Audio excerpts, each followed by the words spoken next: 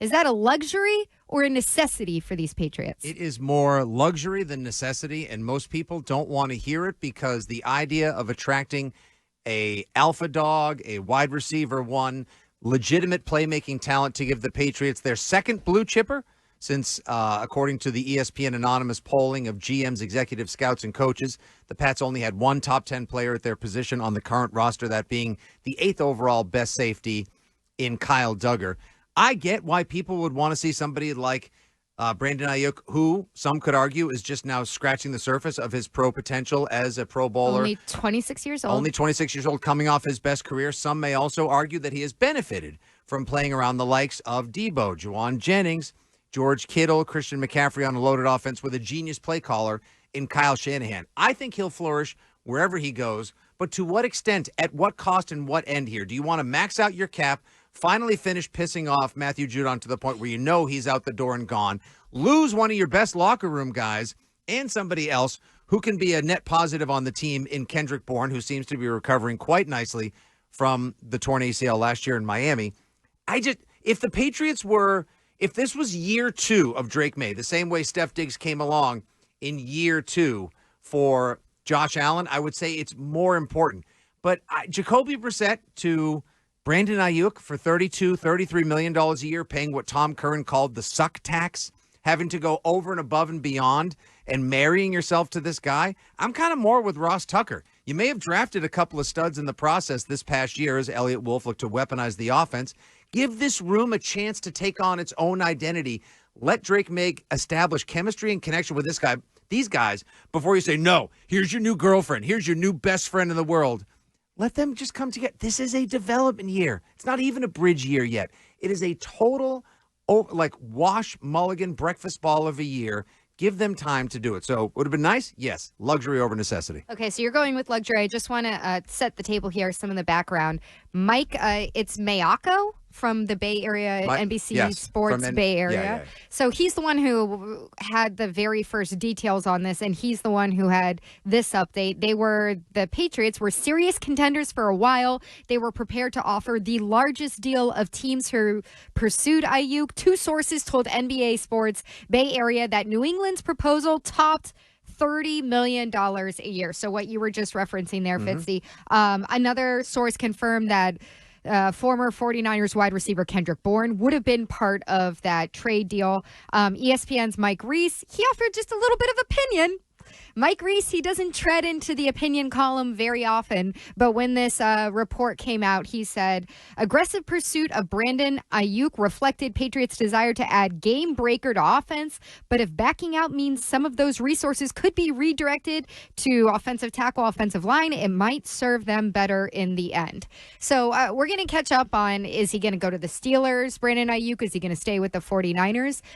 I was thinking about this a lot because even when this first came out yesterday, we got tons of texts on the text line 37937.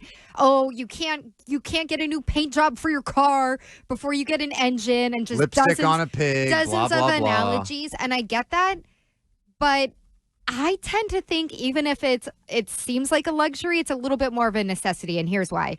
When push comes to shove, literally, I have for the last 2 years been asking for a tackle for this team. And you still don't have a top line tackle. Now, that's a necessity. That is a pure necessity that you go out there and you get a really talented left tackle, right tackle. You need those positions. It also doesn't mean that having a playmaker isn't also a necessity.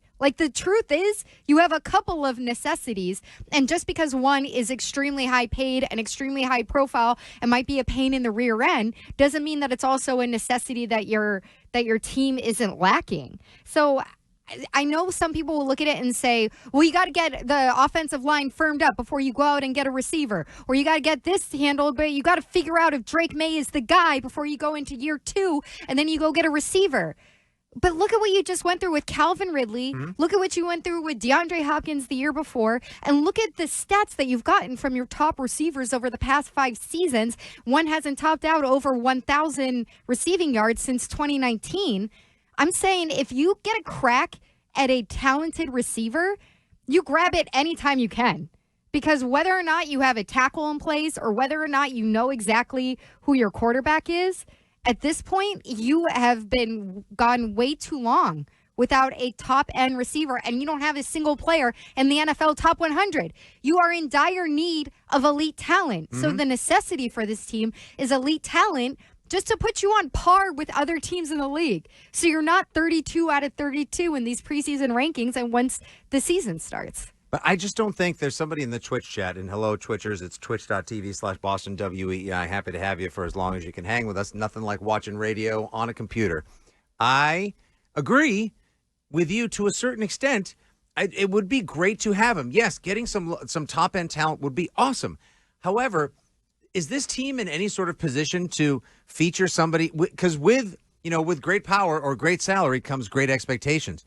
Do you think he wants to deal with Jacoby Brissett? What's his top year of? Now, maybe he's never thrown to somebody like Aiyuk and the rest of the room, which I still think is not 32 out of 32. You're talking about Brissett here? Yeah. What if Brandon Aiyuk is like, oh, man, I got all this money, but now I got to catch passes from Brissett and Drake May, who's having trouble understanding the offense. Is the money going to keep him happy? Could that throw off the chemistry and the development of the wide receiver room, the offense and team at large under Gerard Mayo, who, if you haven't noticed, already has a lot of spinning plates, burning embers, and juggling chainsaws in the air that he has to deal with? We're changing the philosophy almost on a daily basis because, quite frankly, he has to, taking on the role of head coach is way more than working for Optum or being an assistant defensive head coach on a football team. It would be great to have it, but I just can't help but wrap my mind around the idea that this team, back to what you were saying a moment ago, needs offensive line help so much. Hart and I have been, for a year and a half straight now, we've been doing it since February 2023 and continue to do so on air on the Six Rings and Football Things podcast. Download it today, Spotify, Apple, Odyssey, etc. We have been begging the Patriots, please take this offensive line issue seriously. You have to get a premier left tackle. They decided to. Belichick and company ignored Orlando Brown last year and others this past offseason. They let Tyron Smith. Yes, I know he's already out at Jets camp. If he plays 11 games, it'll be lucky and a luxury for the Jets. But just do something more than, well, this right tackle, we think he might be able to do it. Calvin Anderson, he's healthy. Hey, Caden Wallace, he played right tackle in college. Maybe he can switch.